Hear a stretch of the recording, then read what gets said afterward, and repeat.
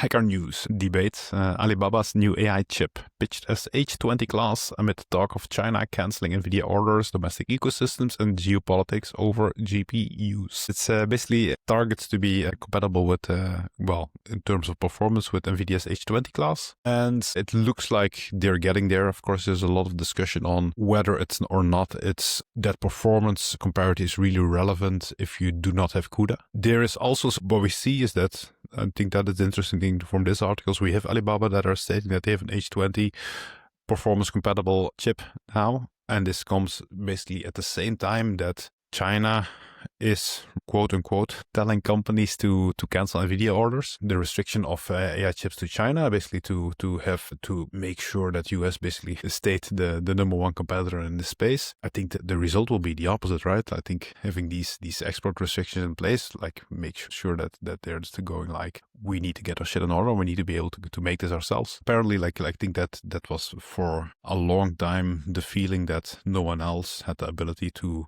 really manufacture this, but I think with enough time, even they will even overcome the software challenges, right? Because I think the mode these days is not actually building these chips, but it's more like the software challenges. The strength that China has in this is that they do not fear going into IP territory. Yeah, that's one thing, and the other thing is that where they miss funding by VC, by private equity, they have the government stepping in to fill this gap of funding that is needed. And also when it comes to public funding by Beijing, I think it also, if they would start also funding even domestic or non-domestic vendors to start using these chips, I think that's an alley that can also further spur the development in this, and even maybe a bit decodify the needed stack if they get enough customers on these new type of chips.